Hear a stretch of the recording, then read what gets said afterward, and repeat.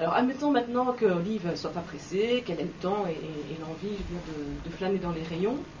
Mais Olive, c'est quelqu'un qui se laisse facilement influencer, c'est quelqu'un qui se laisse facilement séduire. C'est comme ça que ça se passe dans presque tous les épisodes de Popeye. Olive succombe au charme de Brutus, Brutus qui lui fait la cour et qui essaie de mettre tout en œuvre pour l'attirer dans ses filets. Bien, dans l'univers de la consommation, on peut dire que Brutus représente le point de vente. Il est grand, il est puissant, et il met tous les moyens possibles en œuvre pour essayer d'attirer l'attention du shopper.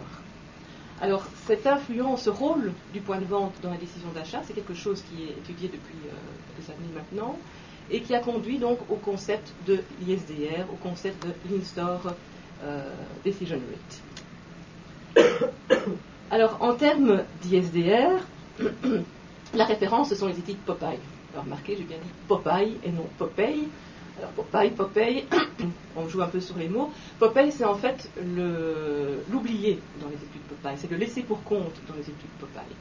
Alors, vous ne comprenez pas très bien, c'est pas grave, vous verrez, c'est presque fait exprès, vous comprendrez dans quelques moments. Alors, pour en revenir à Popeye, mais Popeye, bon, certains d'entre vous connaissent sûrement, c'est un réseau national dont fait partie le Benelux. C'est une association qui rassemble des fabricants de marques, des distributeurs, des agences en communication et même des fabricants de matériel display. Alors l'objectif de Popeye, c'est justement de mieux comprendre l'influence de la communication sur le point de vente et de rendre optimal le rendement au départ de toutes les dépenses réalisées dans les actions de marketing et de retailing. Or, Popeye collecte pas mal d'informations pour ses membres via des enquêtes, via des études de marché. Et l'une de ces enquêtes, qu'on a baptisée Consumer Shopping Habit Survey, a été réalisée par JFK pour le Benelux en 2008 et elle s'intéresse de très près à l'ISDR, donc à cette notion de In-Store Decision Rate.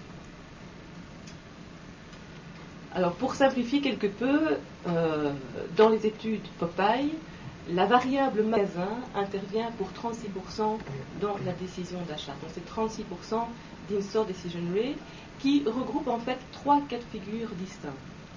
Le premier cas de figure, c'est le scénario où on a planifié l'achat du produit, mais on n'a pas spécialement, pensé au préalable à la marque qu'on allait acheter. C'est les achats qu'on appelle generally planned.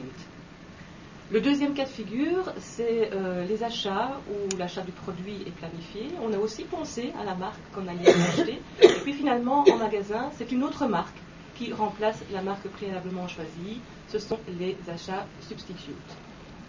Et puis le troisième cas de figure, ce sont les achats pour lesquels l'achat du produit n'était absolument pas prévu avant l'entrée en magasin. Ce sont un peu les achats impulsifs, décidés sur le lieu de vente. C'est ce qu'on appelle les achats unplanned. Alors il y a un quatrième cas de figure envisagé dans Popeye, mais qui n'entre pas directement, dans le calcul de l'ISDR. C'est le cas des achats où le produit a été planifié, où la marque a été également planifiée, et finalement c'est ce qui se passe en magasin, c'est cette marque-là qui est achetée, ce sont les achats specifically planned. Ce qui représente d'ailleurs la majorité avec 64% du total des achats. Mais à l'opposé, 36% d'ISDR, 36% d'In-Store Decision Rate, c'est quand même quelque chose de très important. Et c'est vrai qu'on comprend mieux dès lors l'intérêt que portent les annonceurs à la mise en valeur, optimale des produits dans les rayons. C'est aussi un chiffre important parce qu'il intervient, il participe quelque part à la décision, à l'arbitrage des dépenses publicitaires entre les investissements above, c'est-à-dire les investissements dans les grands médias, TV, radio, presse, cinéma, Internet, et les investissements below qui englobent notamment les dépenses sur le point de vente.